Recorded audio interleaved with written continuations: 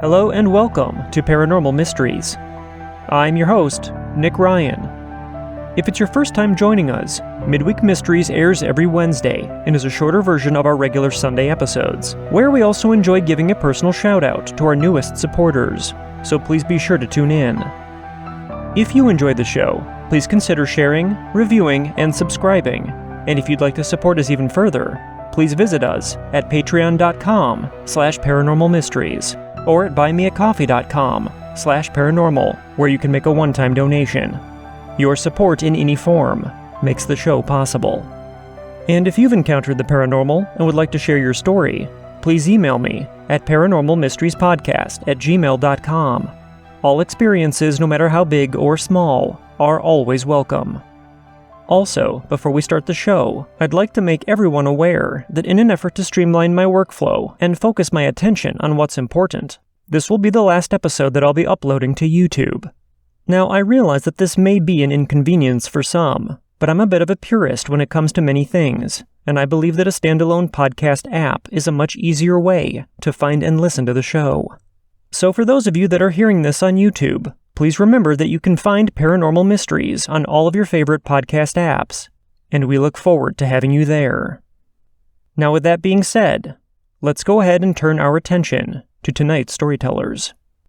Our first midweek mystery comes to us from Tori. Tori says, "Hey Nick, I just started listening to your podcast, and I love it. I wanted to share my story. I was 15 or maybe 16 years old, and my family had just moved into a new house. Everything was calm for about a month, and nothing out of the blue happened. Until one day, when I was in my bedroom and had finally unpacked my last box, and in one of the boxes were my white candles.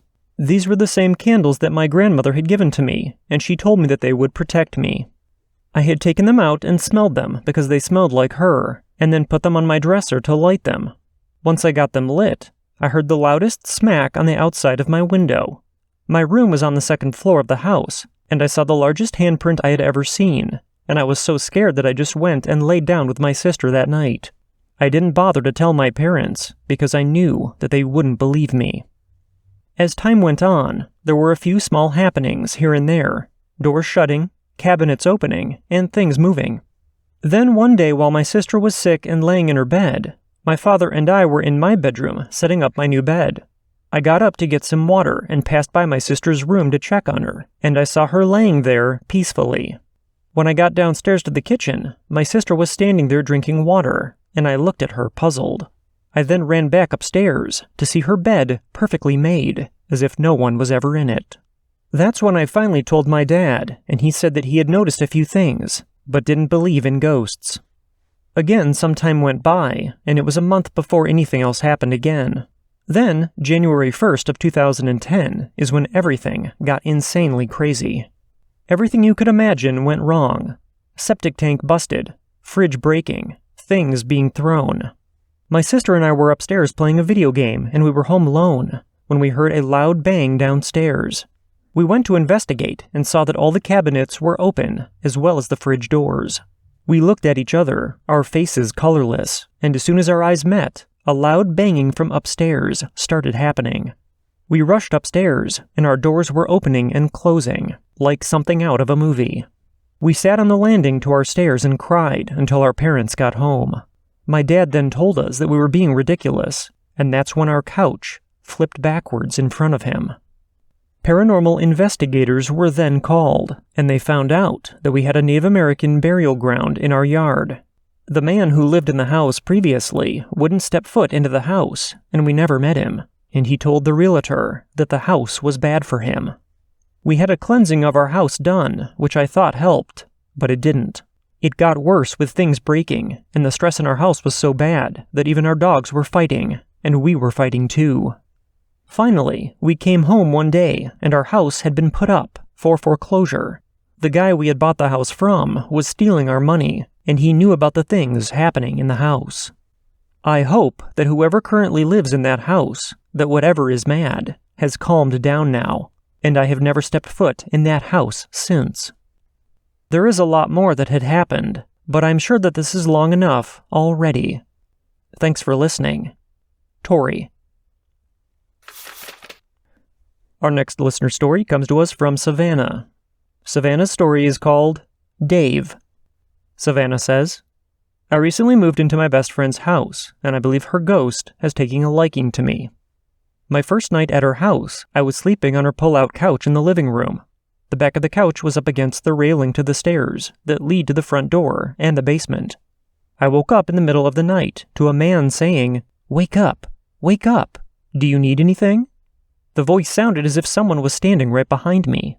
I thought it was my friend's husband, but when I turned around, I couldn't see anyone. I wasn't sure what to think, so I said I was fine, and I drifted off to sleep. In the morning, I asked around to see if anyone else was awake, or if they had heard anything, but everyone said no. My friend and I decided to call him Dave. I sleep in my own room now, and I often hear him talking to me, and I feel him near me. He often asks me questions like, "Can I get you anything? Are you cold?" And he tells me that it's okay to sleep whenever I wake up from my frequent night terrors. He also likes to play with the light switches. My friend and I can hear them moving late into the night. I'm pretty sure he's even watching me write this. I believe he is a good spirit, since he is always checking up on me. He probably just wants a friend, and I'm more than happy to have a little spirit buddy protecting me from the night terrors. Our third story of the night also comes from Savannah, and it's called Shadow Man. Savannah says, My best friend got me hooked on your podcast, and she convinced me to share my story. I have a plethora of paranormal stories, but this is the one that still keeps me up at night to this day. A few years ago, I was experiencing some brain fog that caused me to completely forget hours out of my days. I started acquiring random objects and had no clue where they came from. They would just show up in my car, under my pillow, in my backpack, and even a ring on my finger. I wore this ring on my left finger, and like all the other random objects, I had a very strong and unhealthy attachment to it. I had also become paranoid that someone was stalking me. I was dog-sitting quite often at a number of different homes, and every house I went into, I'd have the same feeling that I was being watched. Even at school, at work, and my parents' house, I never felt truly alone. I was somewhat used to the feeling, since I can often feel the presence of my late mother, but this felt much more sinister, and this went on for months. I had just started dog-sitting 2 huskies at a home a few miles from where my parents live. While in this home, the feelings of being watched were stronger than ever. It was so bad that I would spend days FaceTiming my boyfriend at the time because I refused to be alone in the house. One night as I was trying to fall asleep, I could hear knocking on my bedroom window. The window was on the 2nd floor above the garage. It was at a part of the house where someone could stand on the roof and be level with the window, so I assumed my stalker had somehow gotten onto the roof and was now knocking on the window. The only problem was that the dogs didn't seem to hear the knocks, as they were fast asleep on the bed with me. I quickly panicked and FaceTimed my boyfriend and asked if he could stay on the phone until I fell asleep. The knocking then stopped, and I drifted off. I then woke up to my boyfriend shouting my name. I asked him what was going on, and he said that he heard a man talking and told me that I needed to leave the house. I thought he was messing with me, because neither I or the dogs heard anything. But as I was getting mad at him for making a joke out of it, I heard my name. It was a deep voice, and it sounded as if the thing that said my name was in bed with me.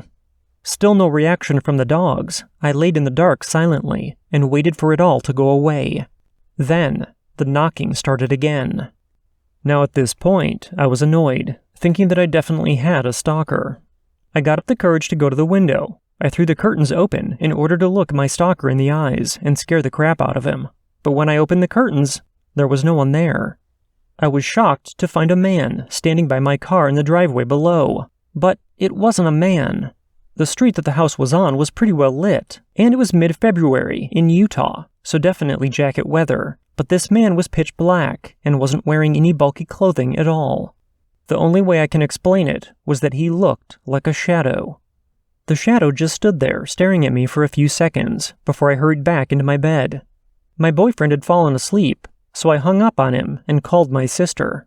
I asked my sister if she could come over and drive by the house to possibly scare the man away, and she stayed on the phone with me the whole time.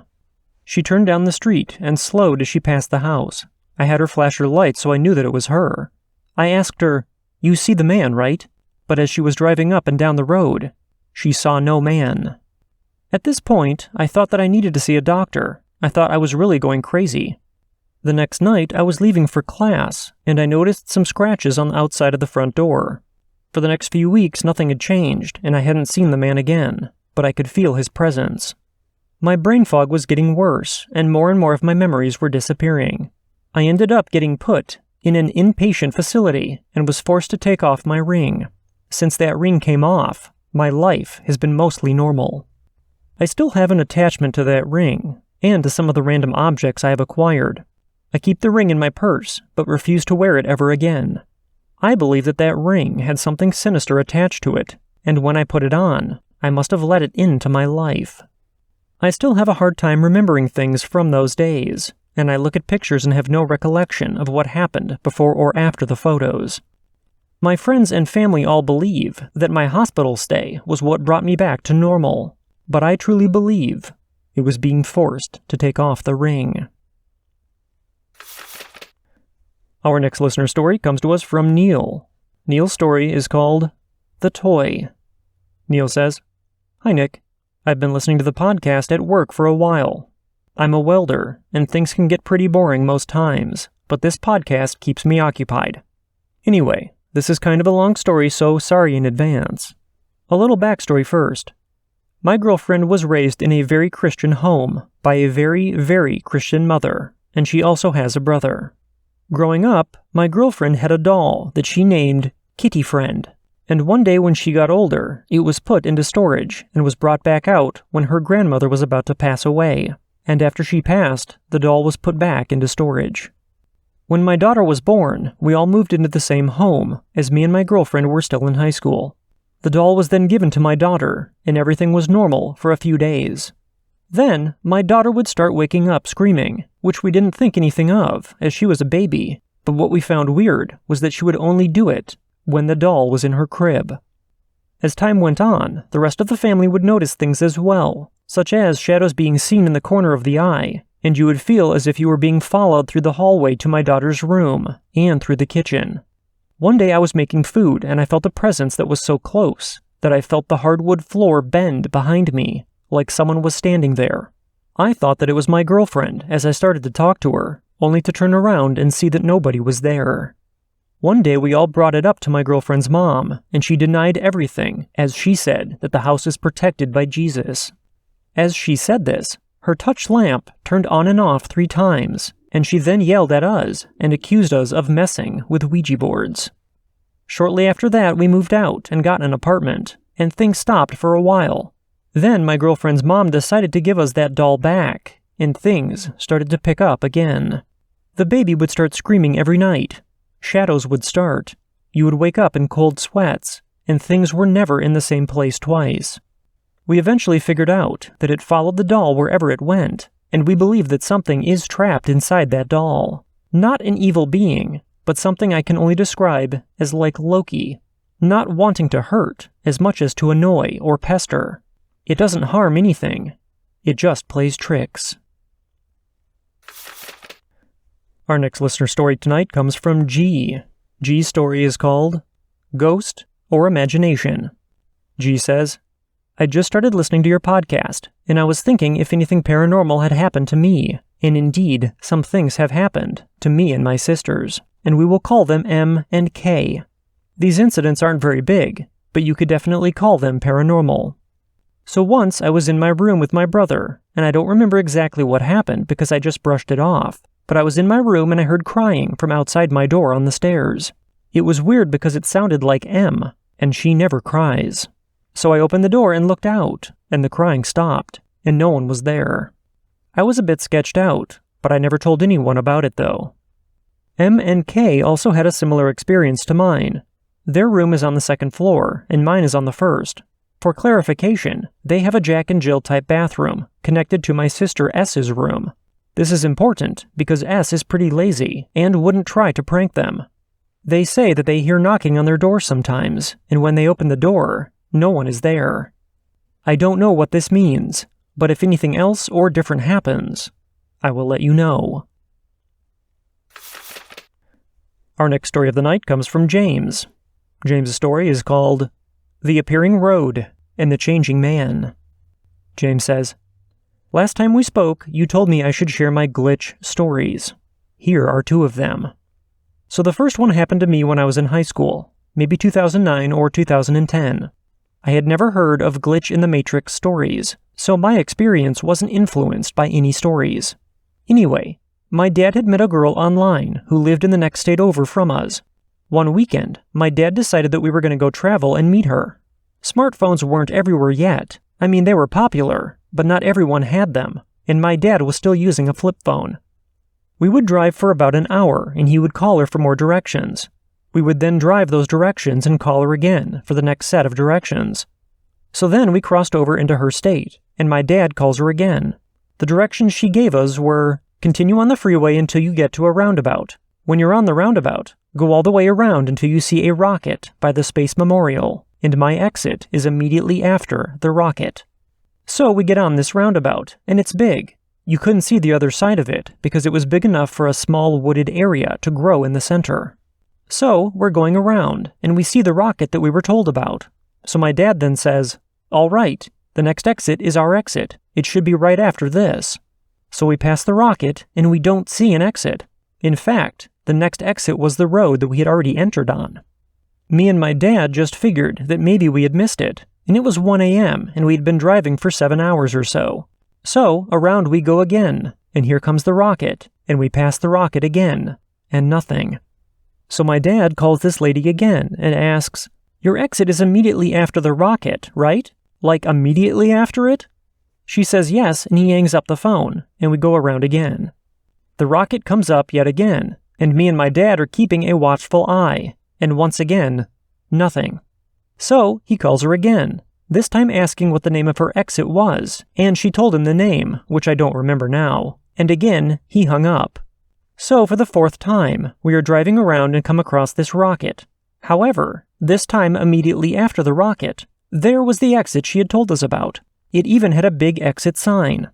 Now, I'd believe that we missed it once, as we were tired. Maybe I'd even believe that we missed it twice, but I don't believe we could have missed it 3 times in a row. My dad then joked that we had to drive around it 3 times before the road would appear. But neither me nor him had an explanation for this. My second story happened one afternoon, when me and my girlfriend at the time were hanging out with her sister and our mutual friend. We were in our apartment, just talking and joking around, when we all got hungry and decided to go out to eat. We all agreed on a restaurant that's near us, and we all loaded up in my car and left.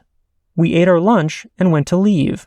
I had parked facing the road that ran in front of the restaurant, and in the middle of the road there had been a car accident. All 4 of us had had our eyes glued on this accident. It was a hit and run, and the SUV that was hit was just sitting in the center of the street, and a police officer was blocking traffic so the guy could drive his car into the parking lot that we were in order to get him off the road. The SUV had its windows down, and we could see that a mid-30s, heavy-set black man with a lime green shirt on was driving it. We watched the car drive into the lot and park. The driver door then opened, and out stepped a tall, lanky, mid-40s Hispanic man in a blue jumpsuit. And the black man was nowhere to be seen. I figured I was just seeing things, so I didn't say anything until our friend said, is it just me, or was that guy black?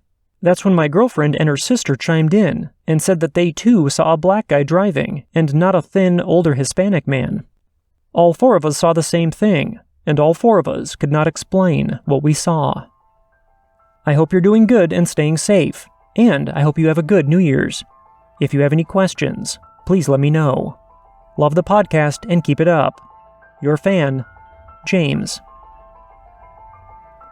As tonight's edition of Midweek Mysteries comes to an end, I'd like to thank all of you for tuning in and supporting the show, and a special thank you goes out to Tori, Savannah, Neil, G, and James for writing in and sharing their experiences with all of us. If you'd like to share your thoughts or a similar experience with one of tonight's storytellers, please email me, and I'll be sure to forward your message onto them. If you've witnessed something that you can't explain and would like to have your story shared on the podcast, please contact me at paranormalmysteriespodcast@gmail.com or visit us at paranormalmysteriespodcast.com and click on the Tell Your Story link. All of our contact information can be found in the show notes. Until next time, I hope you all have a safe and healthy rest of the week, and we'll see you back here on Sunday with our next episode. From all of us at Paranormal Mysteries, thank you for listening, and please remember, don't wait for the unknown to come to you. Get out there and find it.